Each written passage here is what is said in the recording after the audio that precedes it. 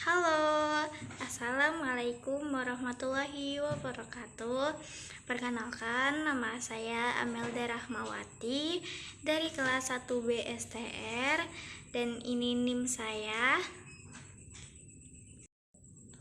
Di video kali ini saya akan menjelaskan tentang fungsi-fungsi sel tubuh manusia. Pertama ada ribosom. Apa sih fungsi ribosom? Ribosom berfungsi sebagai tempat sintesis protein. Ada 4 fungsi ribosom. Yang pertama, fungsi ribosom juga bisa mengumpulkan asam amino untuk disiapkan menjadi protein tertentu.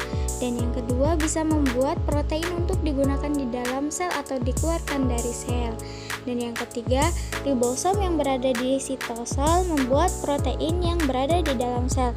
Dan yang keempat, ribosom yang berada di retikulum, endoplasma, atau amplop nukleus membuat protein yang berada di luar sel.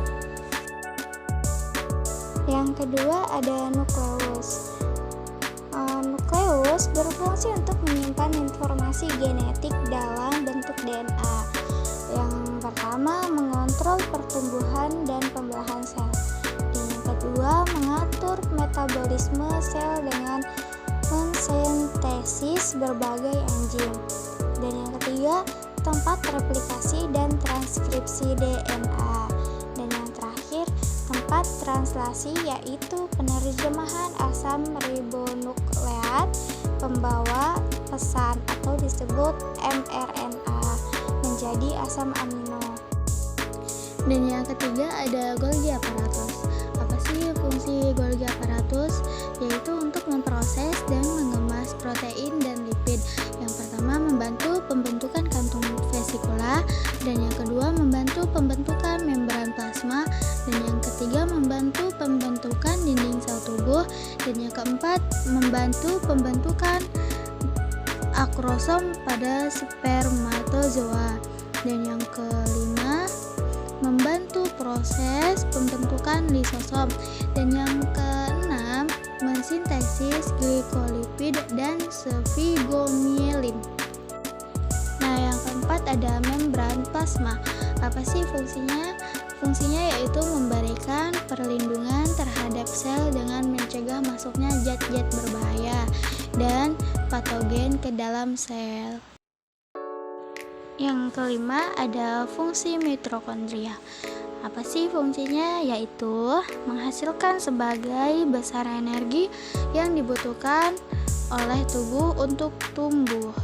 Nah, beraktivitas dan menjaga kelangsungan hidup.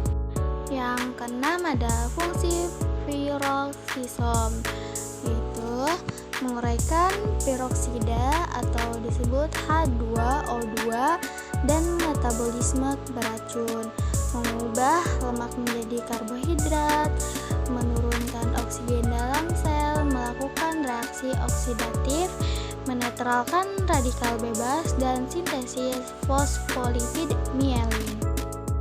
Yang ketujuh ada fungsi sentriol, yaitu untuk membantu dalam pembelahan sel dengan membentuk pusat pengorganisasian mikrotubulus.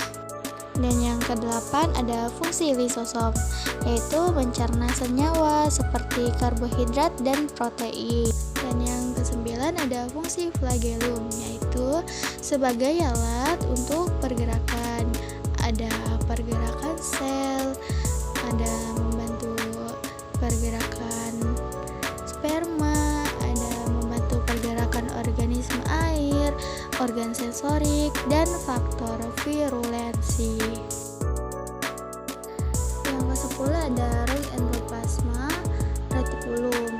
Fungsinya yaitu menghasilkan dan memproses protein tertentu, menjalankan proses protein ke bagian sel yang membutuhkan serta memeriksa kualitas protein. Dan yang ke-11 ada fungsi smooth reticulum endoplasma, yaitu untuk membentuk lemak dan steroid.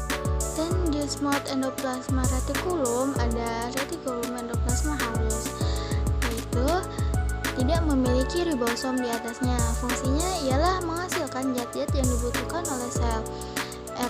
halus memproduksi karbohidrat dan lemak yang dibutuhkan untuk membangun membran sel. Yang ke-12 adalah fungsi mikrotubulus, yaitu untuk melindungi sel, memberi bentuk sel, dan membentuk selia, flagella, serta sentriol. Dan yang ke-13 fungsi intermediat, yaitu sebagai elemen struktural yang membantu sel mempertahankan bentuk dan integritasnya. Yang terakhir ada mikrofilament, yaitu sebagai berfungsi jalur pergerakan protein motorik yang disebut miosin, atau disebut juga pembentuk filament.